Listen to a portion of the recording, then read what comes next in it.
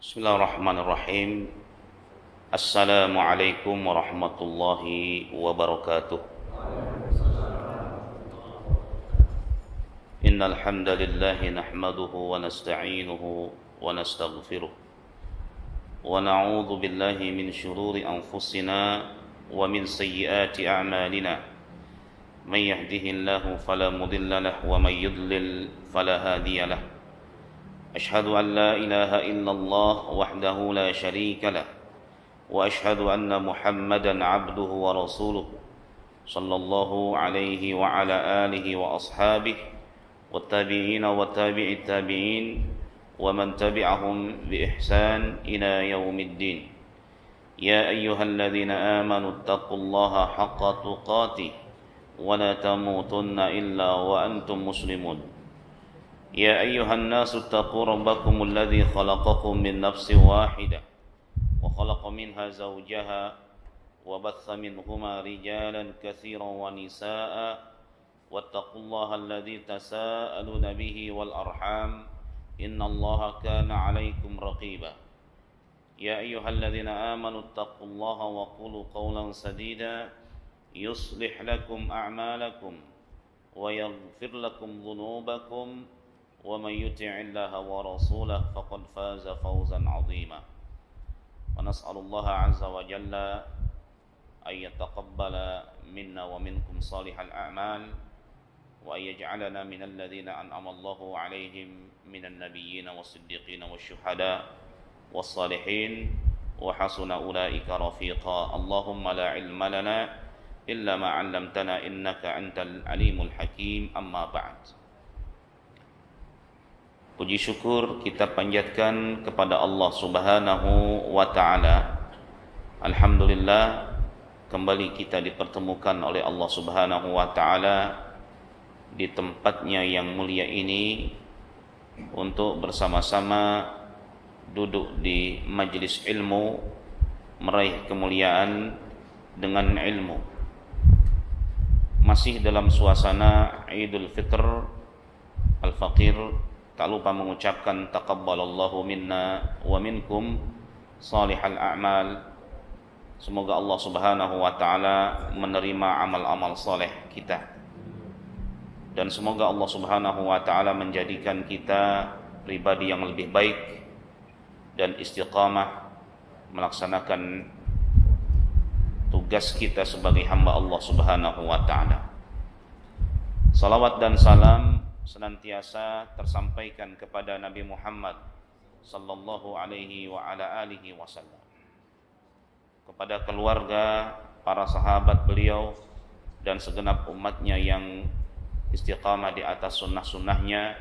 Kita memohon kepada Allah agar diberikan kekuatan untuk senantiasa berada di atas bimbingan dan ajarannya. Mudah-mudahan kita pun nanti di hari kiamat mendapatkan syafaat dari Rasulullah sallallahu alaihi wasallam. Amin ya mujibas sa'ilin. Para hadirin, a'azzani Allah wa iyyakum. Pada pertemuan kali ini kita akan membahas sesuatu yang ringan saja, tetapi sangat aplikatif, sesuatu yang mungkin jarang dibahas, tetapi sesungguhnya Islam sangat memperhatikan masalah ini, yaitu firman Allah Subhanahu wa ta'ala ditujukan kepada kita. Tentunya terkait dengan perintah untuk memakai pakaian yang baik. Allah Subhanahu wa ta'ala berfirman pada surah Al-A'raf ayat 31. Ya bani Adam, a'udzu billahi minasyaitonir rajim. Ya bani Adam, khudhu zinatakum 'inda kulli masjidin wa kulu washrabu wa la tusrifu innahu la yuhibbul musrifin. Wahai anak Adam, Berarti khitab ini diserukan kepada kita semua, bahkan seluruh anak Adam. Khudhu zinatakum 'inda kulli masjid. Pakailah pakaian-pakaian terbaik kalian ketika kalian hendak memasuki masjid. Makan dan minumlah, wala tusrifu, tetapi jangan berlebih-lebihan. Sesungguhnya Allah tidak menyukai orang-orang yang berlebih-lebihan. Para hadirin, a'azzani Allah wa iyyakum, sedikit saya berkisah tentang bagaimana hukuman atau apa hukuman pertama yang Allah berikan kepada manusia ketika manusia melanggar perintah Allah.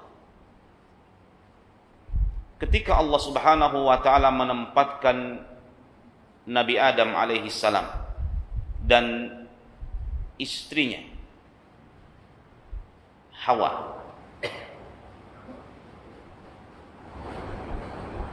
datanglah iblis menggoda Adam alaihissalam, sebagaimana janjinya iblis bahwa iblis bersumpah untuk menyesatkan manusia sampai nanti terakhir, di hari terakhir atau hari kiamat. Datanglah iblis menggoda, wahai Adam, kamu tahu tidak mengapa Allah Subhanahu wa taala melarang kamu untuk memakan atau mendekati pohon ini? Mengapa Allah Subhanahu wa taala melarang kamu untuk memakan buah dari pohon ini? Li'annaha syajaratul khuld, kata iblis, karena pohon ini adalah pohon keabadian. Pohon ini adalah pohon keabadian. Manahakuma rabbukuma an hadhihi syajara illa an takuna malakaini aw takuna minal khalidin. Mengapa Tuhanmu itu melarang? Maka iblis menyebarkan berita bohong kepada Nabi Adam alaihissalam. Karena kau kalau makan pohon ini, kau menjadi malaikat nantinya. Dan kau kalau makan pohon ini, kau nanti menjadi kekal, tidak mati-mati. Manusia punya nafsu. Manusia Allah Subhanahu wa taala ciptakan punya potensi melakukan kebaikan dan ada potensi melakukan keburukan. Ada potensi taat, ada potensi maksiat. Demikian manusia. Disebutkan dalam beberapa riwayat Israiliyat bahwa Adam tidak mau sebenarnya. Tidak mau untuk memakan buah itu karena Allah melarang, wala taqraba hadhihi syajarah. Jangan makan buah ini. Jangan makan buah ini. Tetapi disebutkan dalam riwayat tersebut istrinya mempengaruhinya. Apa enggak coba dulu, Pak? Kan begitu kadang-kadang. Wah, enggak mau, Bu. Ya, Bu, ya coba dulu sebentar, Pak. Nah, begitu. Riwayat tersebut akhirnya Nabi Adam alaihissalam memakan atau mencicipi buah khuldi ini atas bujukan iblis, sampai-sampai iblis ya bersumpah, inni lakuma laminan nasihin. Saya ini ngomong kayak gini beneran loh. Saya ini nasihati kamu loh ini. Saya itu lebih lama dari kamu loh hidup. Lebih punya pengalaman, lebih senior loh. Ini tuh benar-benar loh. Buah khuldi, buah keabadian. Nabi Adam pun terpengaruh lebih-lebih dorongan dari istrinya.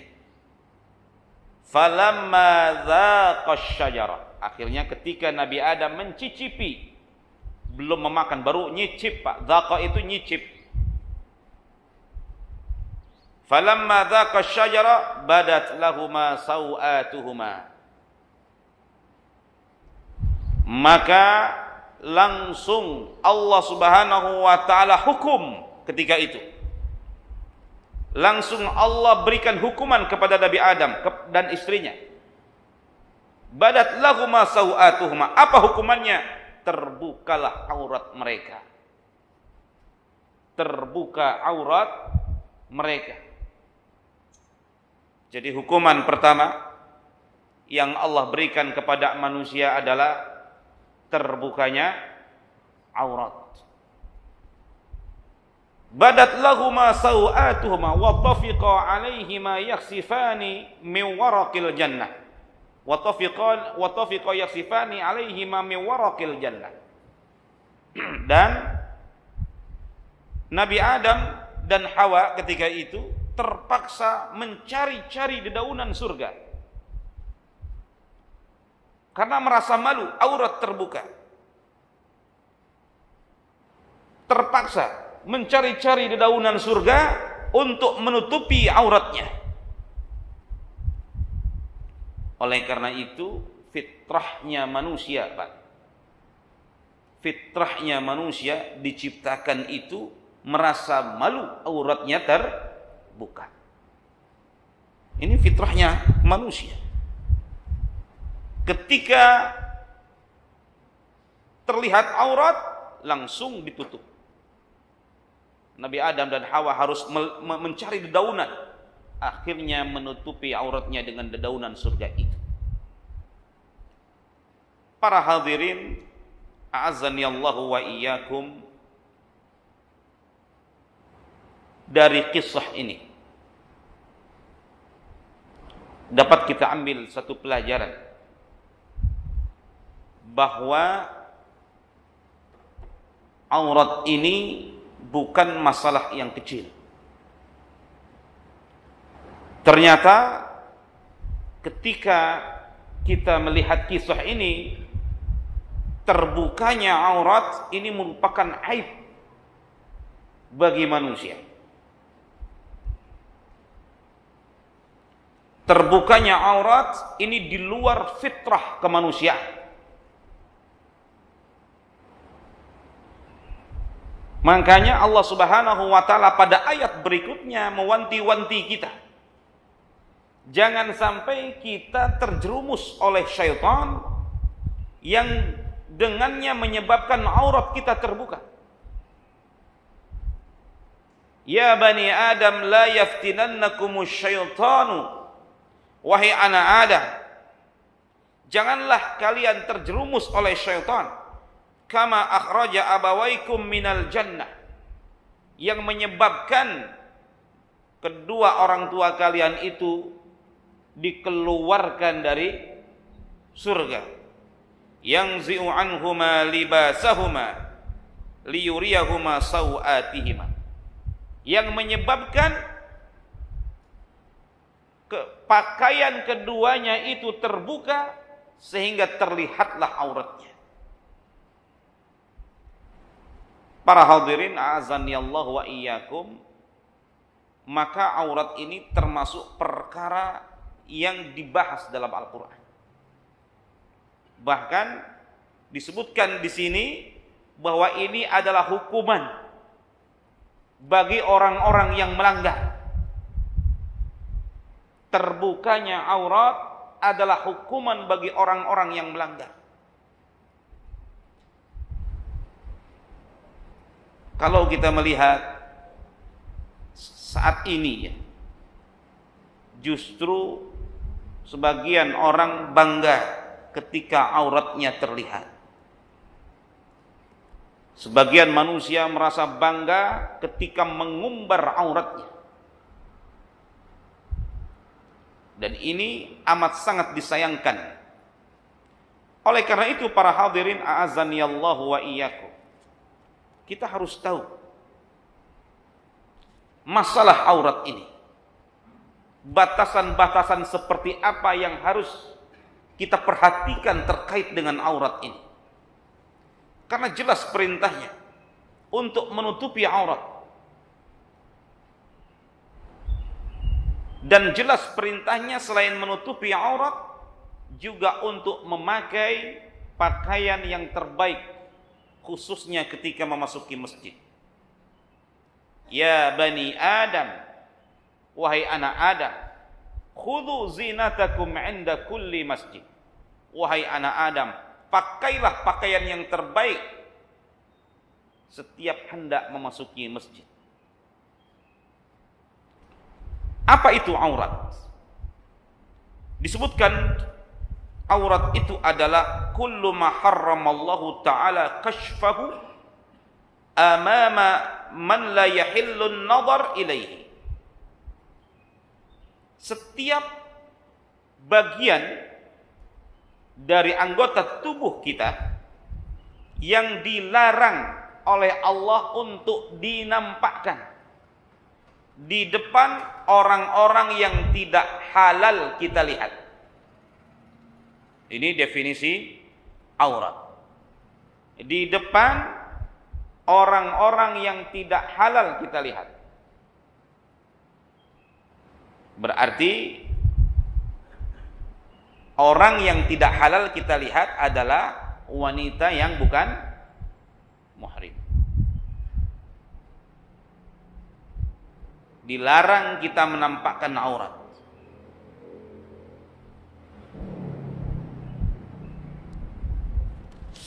Batasan aurat, hududu auratir rajul. Sampai mana batasan aurat laki-laki? Ini harus tahu Pak kita. La khilaf bainal ulama fi wujubi satril aurah. Tidak ada perbedaan antara ulama wajibnya menutup aurat kecuali yang dikecualikan. Dan haddul aurat ini para ulama khilaf. Tetapi yang rajih dalam pandangan jumhurul ulama, haddul aurat itu adalah haddu aurat itu adalah ma baina surrah war rukbah, antara pusar sampai ke lutut wajib ditutup. Ya, wajib ditutup.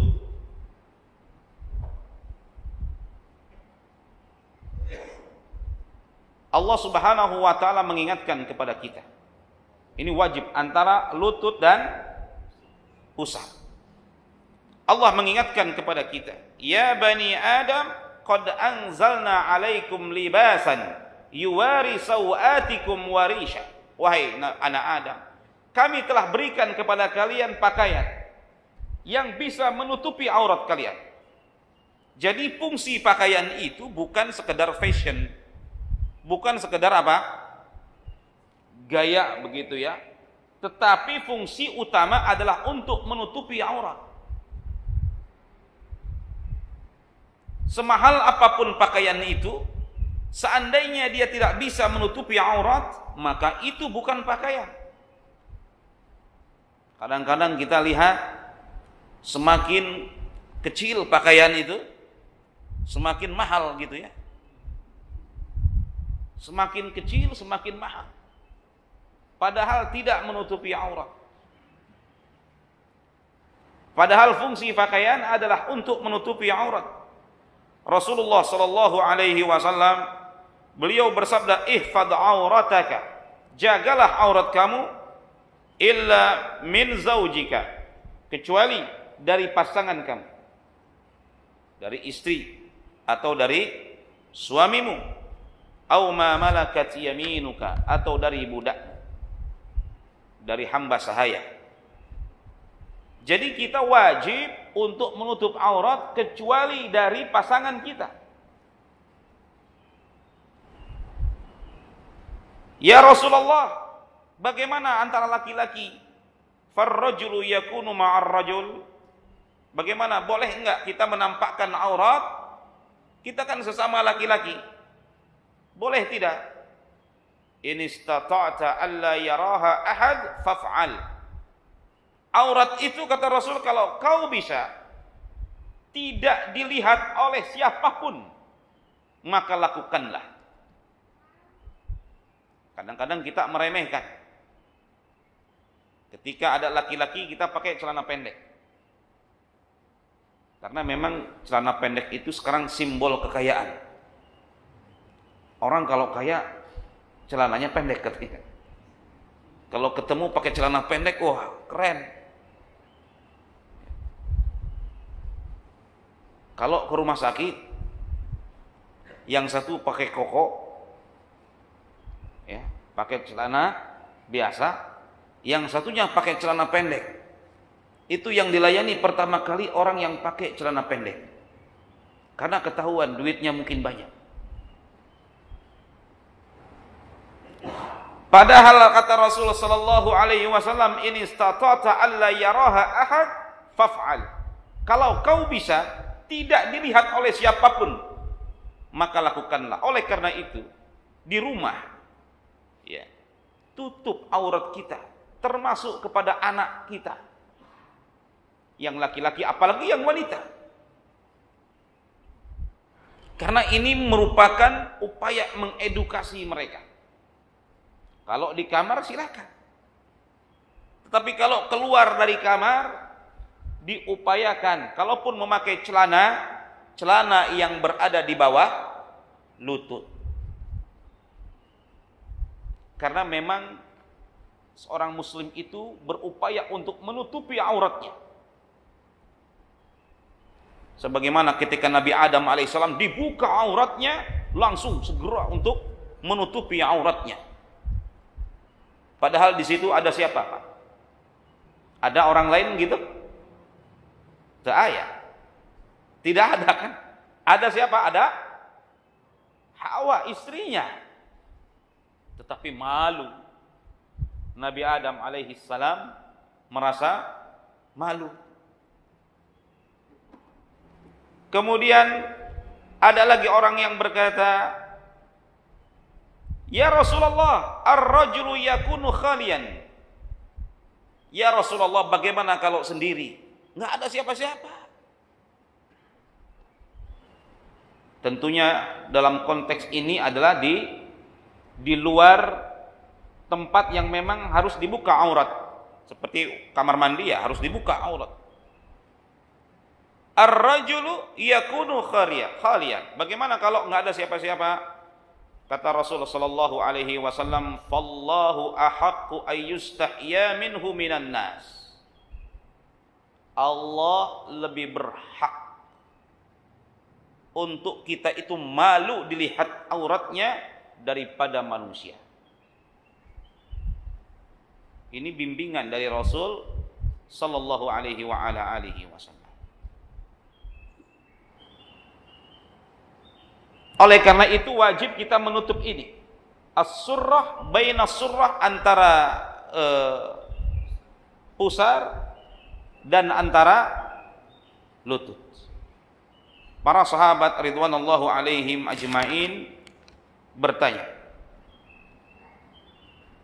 "Ya Rasulullah, di zaman dulu ada pertanyaan seperti ini. Mungkin di zaman sekarang nggak ada pertanyaan seperti ini. Bagaimana kalau seseorang itu nggak punya baju? Dia hanya punya baju yang kecil yang nggak bisa menutupi seluruh badan." Di zaman dulu mungkin ada. "Ya Rasulullah, idza kana thawbu dayyiqan." Bagaimana baju itu sempit? Maksudnya bahannya tuh nggak bisa nutupi semua badan ketika mau sholat. Kata Rasulullah sallallahu alaihi wasallam, "In kana dayyiqan fattazir bih." Ini menunjukkan kalau aurat antara lutut, antara pusar sampai lutut. Kalau memang kamu nggak punya bahan kecuali memang sempit, maka jadikan sarung. Jadi ininya terbuka, katifnya, dadanya terbuka. Jadikan sarung. Sarung itu menutupi apa, Pak? Perut ya, sarung ya sampai lutut. Makanya kalau kita umroh melihat orang kadang-kadang sholat terbuka ininya, ya masih memakai pakaian ihram, itu sah itu sholatnya. In kana, apabila baju itu nggak ada lagi, ya maka pakaikanlah itu, jadikanlah sarung. Zaman sekarang mungkin nggak ada pertanyaan seperti itu. Baju masih pada bagus, tapi karena momennya lebaran, beli baju lagi. Baju masih banyak sekali di lemari, masih lagi melihat-lihat baju itu di online shop itu. Padahal sudah banyak. Kalau di zaman dulu mungkin ada orang yang nggak punya baju sama sekali, kecuali hanya menutupi auratnya. Tetapi mereka orang-orang yang Allah muliakan, para sahabat ridwanallahu alaihim ajma'in. Wa in kana wasi'an, kata Nabi, kalau baju itu luas, wasi'an, faltahif bihi, maka iltihaflah. Kalian punya baju banyak, faltahif bihi. Faltahif bihi itu jadikan seperti selimut. Begitu ya. Jadi ada jubah yang seperti selimut. Itu lebih utama lagi. Makanya kalau kita lihat ya di sebagian kaum muslimin sudah memakai baju, ada lagi pakaian baju luarnya. Begitu. Kalau di Indonesia itu seperti ini, koko, sarung begitu ya. Di bawah sarung atau di dalam sarung masih ada celana. Nah, ini batasan aurat yang harus diperhatikan. Nah, khudhu, kata Allah tadi, zinatakum inda kulli masjid. Pakailah pakaian terbaik kalian setiap memasuki masjid. Pertanyaannya adalah, pakaian terbaik bagi laki-laki seperti apa? Disebutkan di sini, yang pertama disunnahkan ahsanus thiyab al-bayd. Dianjurkan untuk memakai sebaik-baiknya pakaian. Dan sebaik-baiknya pakaian itu yang berwarna putih. Jadi pakaian yang berwarna putih. Kata Rasulullah sallallahu alaihi wasallam, albisu min siyabikumul bayad. Pakailah pakaian yang berwarna putih. Fa innaha athhar wa atyab, karena pakaian yang warna putih itu lebih suci, lebih baik. Wa kaffinu fiha mautakum, dan kafanilah dengan yang berwarna putih itu mayit-mayit kalian atau orang-orang yang mati di antara kalian. Makanya jarang kain kafan itu yang mempunyai corak. Misalkan ini orang Jawa, wah ini harus pakai batik kayak kafannya. Nggak ada, Pak. Orang Sumatera harus pakai apa kafannya? Tidak ada. Ketika dia muslim, semua kembali kepada satu kain, satu warna, yaitu warna putih. Karena memang perintah dari Rasulullah sallallahu alaihi wasallam.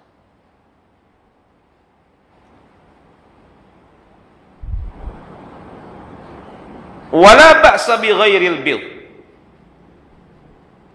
Namun tidak mengapa ketika kita ingin memakai pakaian di luar warna putih. Beliau, sebagaimana disebutkan oleh Bara' ibnu Azib, pernah memakai pakaian berwarna merah, humra. Ra'aitu syai'an ma ra'aitu syai'an ahsana minha. Kata Bara', aku tidak melihat sesuatu yang lebih indah ketika aku melihat Rasul sallallahu alaihi wasallam memakai pakaian yang berwarna merah. Merah di sini mungkin merah hati ya. Merah gelap. Beliau pun pernah memakai pakaian yang berwarna hitam. Ya, memakai pakaian yang berwarna hitam. Ini tidak mengapa. Tetapi lagi-lagi para hadirin, a'azzaniyallahu wa iyyakum. Pakaian yang dipakai itu hendaknya tidak memiliki corak. Corak di sini yang mengganggu, khususnya ketika masuk masjid, yang mengganggu orang ketika akan sholat. Seperti masuk masjid memakai pakaian yang tidak pantas. Contoh, kalau menurut saya orang pakai pakaian yang ada kata-katanya di belakang itu tidak pantas itu. Kalau kita ke Jogja suka beli oleh-oleh apa, Pak? Baju dagadu. Itu kadang-kadang ada kata-kata ya. Kadang-kadang lucu, kadang-kadang ngeselin gitu. Yang baca orang gila. Coba. Yang baca tidak bahagia atau apalah begitu ya.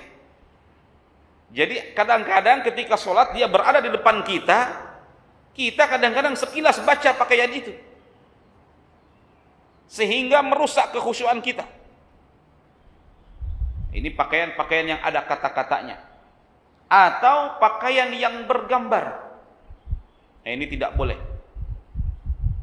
Kita ke masjid memakai pakaian-pakaian yang bergambar, apalagi gambar-gambar yang diharamkan oleh Allah Subhanahu wa ta'ala. Gambar-gambar makhluk hidup misalkan, pakaian partai. Nah ini juga, kalau bergambar boleh nggak Ustaz? Tidak boleh. Gambarnya di belakang, pilih nomor 2 gambarnya misalkan ya, pilih nomor 3 atau pilih nomor berapa, ada gambarnya di situ ya. Tidak boleh. Kenapa? Merusak kekhusyuan orang sholat. Karena sholat itu luar biasa sekali, sangat sakral sekali. Sampai-sampai orang yang melewati orang sholat itu ditegur oleh Rasul sallallahu alaihi wasallam. Lau ya'lamul mar baina yadayil musalli madza alaihi minal itsm lakana ayyakif arba'in khairun min an yamurra baina yadayhi. Seandainya orang tahu dosa orang melewati sholat, niscaya dia diam saja 40 hari atau 40 tahun mungkin lebih baik daripada dia lewat orang sholat. Mengapa? Merusak kekhusyuan orang yang sholat. Segala sesuatu yang merusak kekhusyuan orang yang sholat itu sangat dicela sekali. Oleh karena itu pakaian ini juga termasuk. Ya. Banyak orang-orang perilaku-perilaku merusak kekhusyuan. Contoh yang paling mungkin kita tidak sengaja, selain pakaian, ini sedikit keluar dari masalah, yaitu ngaharewos tapi keras begitu. Seolah-olah kita membaca, karena dalam sholat jamaah misalkan, kita wajib membaca tetapi tidak diperdengarkan. Tetapi kalau ada sedikit suara kita diperdengarkan, itu mengganggu sekali, dan ini termasuk kesalahan orang-orang yang sholat. Min akhta'il musallin, termasuk kesalahan orang yang sholat adalah ketika dia memperdengarkan sedikit bacaan ketika berjamaah. Contoh, Allahu Akbar, Alhamdulillah, Ar-Rahman, di samping orang yang sholat. Nah, iya, ya seperti itu. Ini kesalahan. At-tahiyyat illallah, dikerasin, sehingga mengganggu kekhusyuan orang yang di sampingnya. Ini tidak boleh. Makanya orang yang sholat itu macam-macam pahalanya. Ada yang dapat 10%, 20%, 30% kata Rasulullah. Ada yang 50% dapat pahala. Tergantung bagaimana dia sholat. Kalau sepanjang sholat dia bukan mengeraskan bacaannya ya, memperdengarkan bacaannya di depan orang yang di sampingnya, walaupun pelan, itu merusak kekhusyuan orang. Asyhadu an la ilaha illallah, Allah. Wah, udah itu salah. Yang di sampingnya ini, aduh, keganggu. Cukup hanya kita saja yang bisa merasakan bacaan kita. Ini penting, Pak. Selain pakaian juga jangan sampai merusak kekhusyuan. Nah, pakaian selain tadi warna-warna yang tadi, yang paling penting afdhalus thiyab adalah al-qamis. Sebaik-baik baju adalah al-qamis. Al-qamis. Dari Ummu Salamah. Kalau dalam bahasa kitanya gamis, ya. Dari Ummu Salamah. Kana ahabbus thiyab ila Rasulillah SAW al-qumus. Sebaik-baik baju yang disukai oleh Rasul adalah al-qumus. Apa itu qumus? Terjadi pergeseran makna sebenarnya, Pak. Ada kesan komis itu adalah baju yang jubah kayak gitu ya. Iya, itu adalah komis. Komis itu ya gamis, jubah, gamis. Tetapi makna komis sebenarnya adalah baju berlengan panjang. Maka koko ini sebenarnya dalam makna fikih ini masuk apa? Komis. Ya. Kalau orang kita sekarang gamis ya, yang panjang sampai ke lutut, ke bawah begitu ya. Tetapi sebenarnya baju yang kamis dalam istilah fikih adalah baju yang berlengan panjang, tidak berlengan pendek. Nah,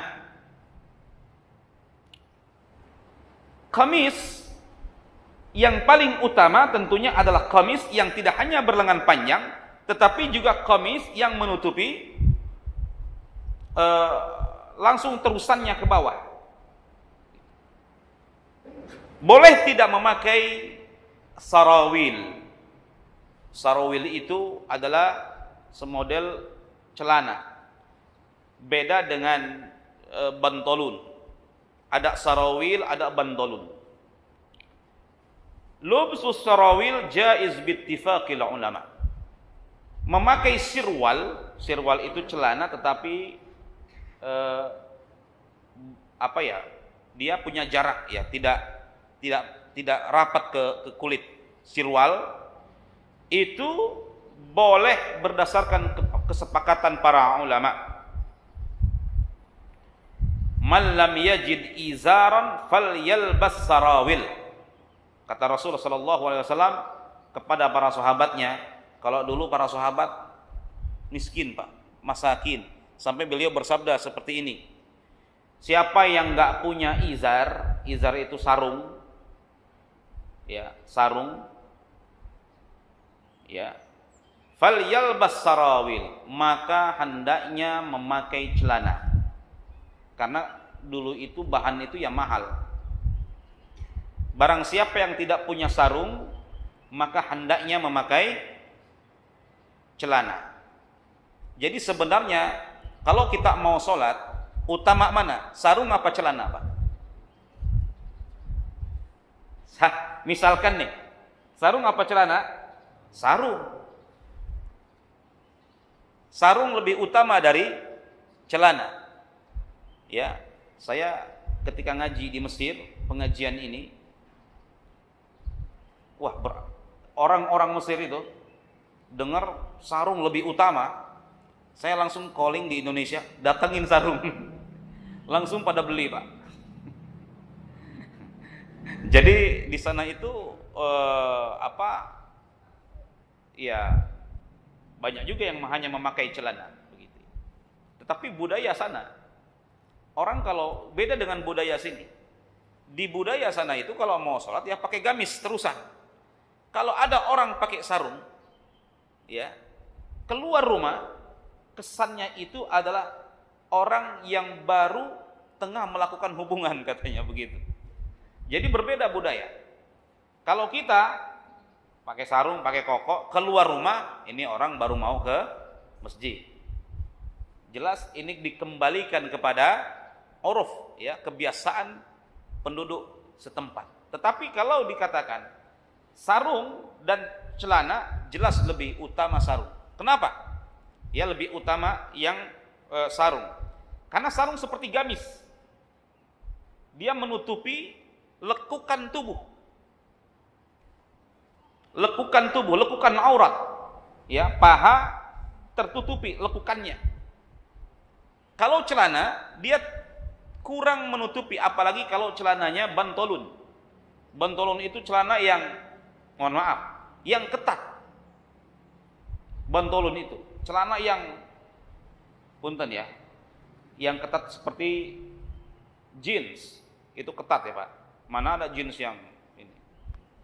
Atau celana-celana ketat sekali gitu. Sehingga membentuk aurat kita. Karena syarat dari pakaian yang bisa dipakai sholat, yang pertama la yakshif, dia tidak membuka aurat. Yang kedua la yasif, dia tidak memberikan lekukan terhadap aurat. Begitu Pak. Jadi lebih utama kita memakai sarung, lebih utama lagi kita memakai celana kemudian dilapisi oleh gamis atau sarung. Ya kalau gamis ya pakaian gamis, qamis. Ya, qamis dalam bahasa kita sekarang. Ya, memakai jubah begitu. Lebih utama lagi. Sehingga tertutup aurat kita. Dan itu lebih menampakkan ketakwaan. Semakin dia bertakwa, semakin dia suka auratnya itu tertutup. Iya. Kemudian baju apa saja yang dilarang untuk kita pakai? Yang pertama, dilarang memakai pakaian khusus wanita. Bagi laki-laki dilarang memakai pakaian yang memang khusus bagi wanita. Tahrimus thiyab al-khassah bin nisa. Ya. Rasulullah sallallahu alaihi wasallam la'ana Rasulullah sallallahu alaihi wasallam al-mutasyabbihina minar rijali bin nisa.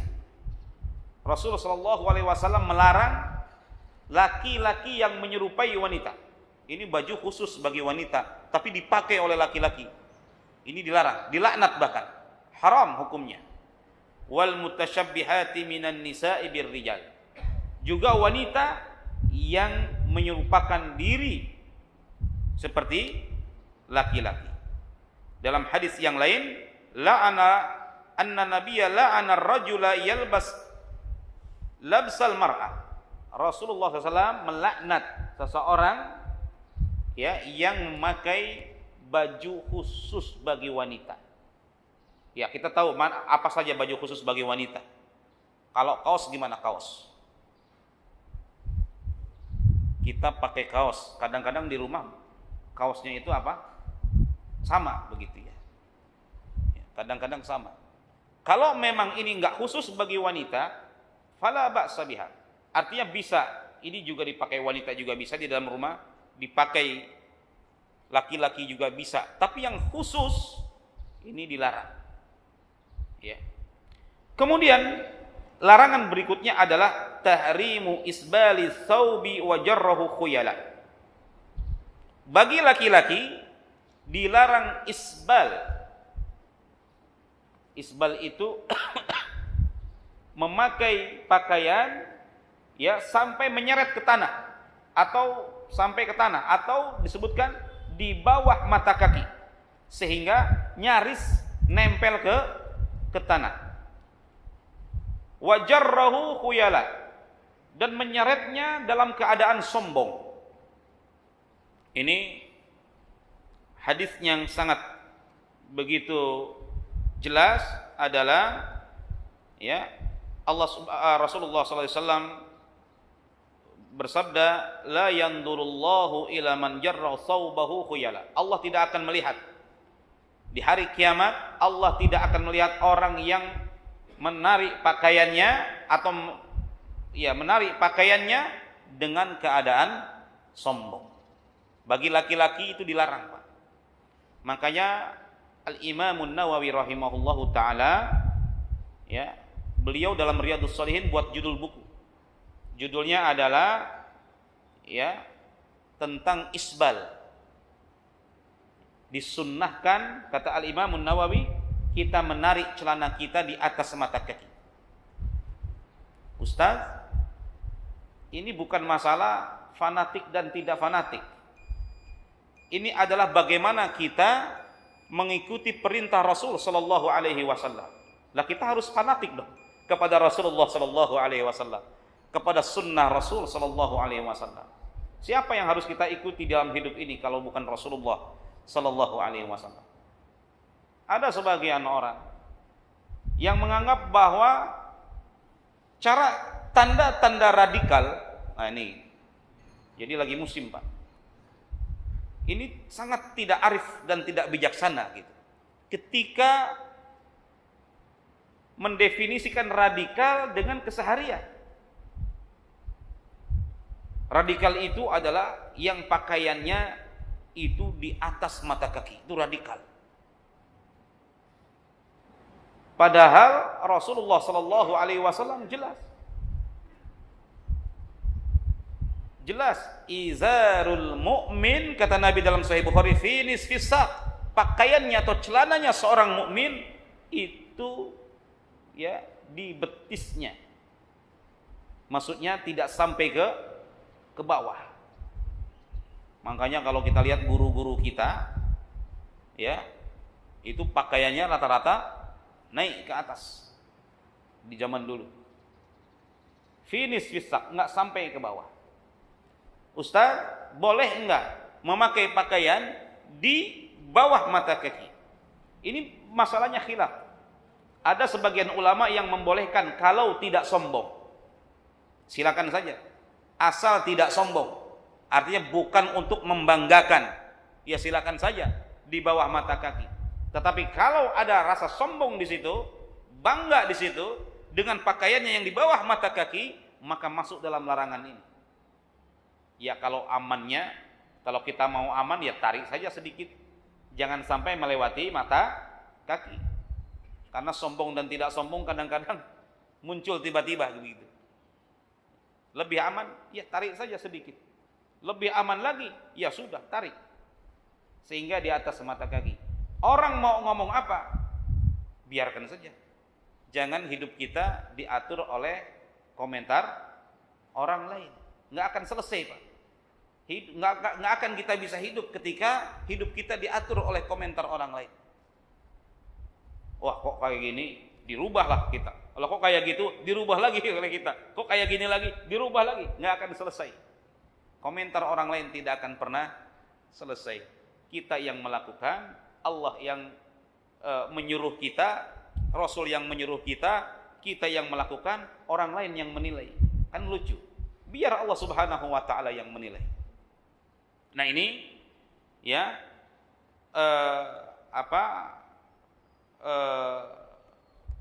perintah Rasul sallallahu alaihi wasallam agar kita tidak ya menarik baju melebihi mata kaki. Kalau wanita justru diperintahkan, berbeda dengan laki-laki. Kalau wanita diperintahkan untuk sampai ke bawah sehingga menutup auratnya. Dan aurat wanita itu adalah pada selain wajah dan telapak tangan. Ini penting juga. Ya. Iya.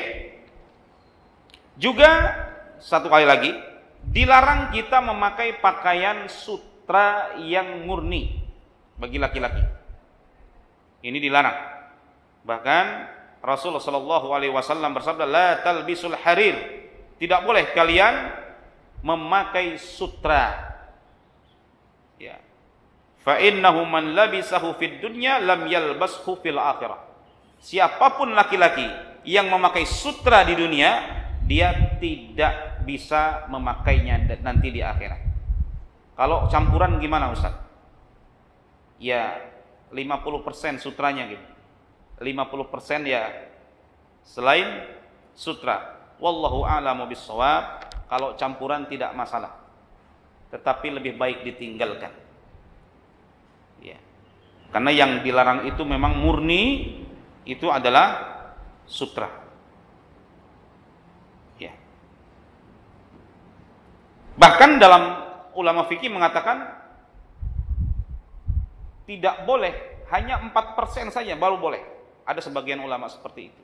Makanya lebih baik ditinggalkan saja. Iya. Wallahu a'lamu bishawab. Sebenarnya masih banyak sekali. Ya, saya belum bahas tentang pakaian wanita sebenarnya. Baju-baju yang nggak boleh dipakai seperti baju-baju yang muasfar ya, yang punya celupan yang berwarna kuning celupan, itu ada beberapa larangan secara khusus gitu ya. Iya. Juga bagaimana etika kita terhadap baju, di sini disebutkan adamul israfil libas ya, tidak berlebih-lebihan dalam pakaian ya. Berlebih-lebihan dalam pakaian itu seperti apa, Pak? Cukuplah dengan yang sederhana begitu ya. Kadang-kadang ada orang kelebihan duit, beli pakaian harga 300 juta. Masya Allah, baju 300 juta. Kemudian dia bilang apa? Ih, murah banget gitu ya. Ini murah sekali, ini enak tuh, Pak. Ya, beberapa pekan kemudian masuklah dia ke penjara. Ya, itu sangat-sangat berlebih-lebihan lah gaya hidup anak-anak muda yang ya itulah memperlihatkan kekayaannya dan yang lain. Ini sangat tidak pantas untuk ditiru. Wallahu a'lamu bishawab. Demikian yang saya sampaikan ya. Mudah-mudahan bermanfaat. Jika ada pertanyaan, falyatafaddal mashkura.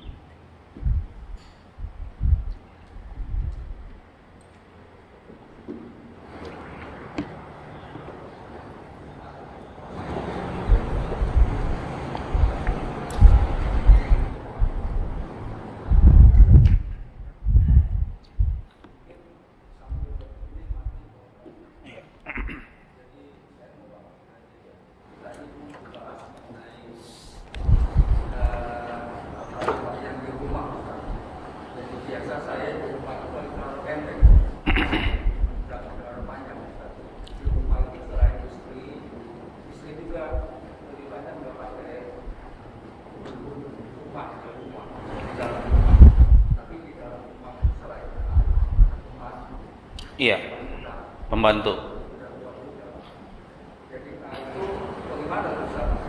Iya. Iya. Baik. Bagaimana kalau di rumah ada pembantu? Nah, ini dia Islam menjaga kita.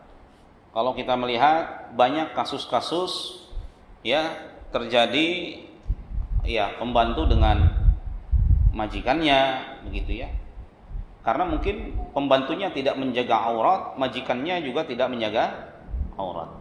Kalau dia bukan mahram kita, pembantu itu jelaslah bukan mahram kita, misalkan seorang wanita biasanya, maka wajib bagi kita untuk menutup aurat di hadapan dia.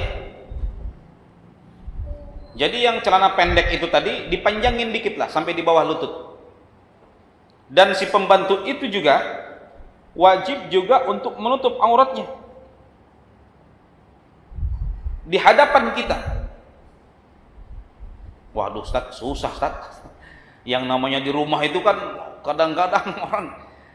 Nah, makanya memang sangat-sangat penting sekali kita untuk mengatur ya jam kerjanya dia. Kita harus tahu ini jam segini dia lagi ngapain, pembantu. Jam segini dia lagi ngapain. Dan kita harus buat aturan di mbak, embo atau apalah begitu ya, pembantu di sini wajib menutup aurat.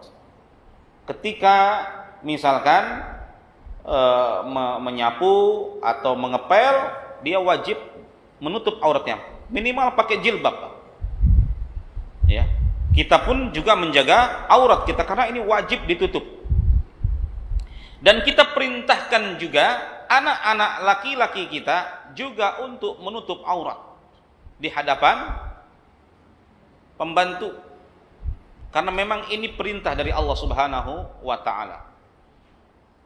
Kerusakan manusia saat ini disebabkan oleh meremehkan masalah aurat. Terjadinya berbagai macam pelecehan seksual. Mengapa, Pak? Karena seorang laki-laki melihat wanita terbuka auratnya. Namanya wanita itu perhiasan, Pak. Namanya perhiasan, kalau kita lihat toko emas pasti mata akan melihat, kan begitu. Namanya perhiasan. Sama laki-laki itu cenderung untuk melihat wanita. Karena wanita itu adalah perhiasan. Makanya wajib ditutup auratnya wanita. Nah, di dalam rumah ini lebih-lebih. Berbagai macam terjadinya kerusakan itu dari masalah aurat ini. Makanya di rumah ini penting juga kita untuk hati-hati. Wallahu a'lamu bissawab. Ya. Saya kira cukup. Ya. Baik. Sudah jam 6. Demikian yang saya sampaikan. Mohon maaf atas segala kekurangan. Terima kasih atas segala perhatian. Subhanakallahumma wa bihamdik asyhadu an la ilaha illa ant astaghfiruka wa atubu ilaik. Wassalamu alaikum warahmatullahi wabarakatuh.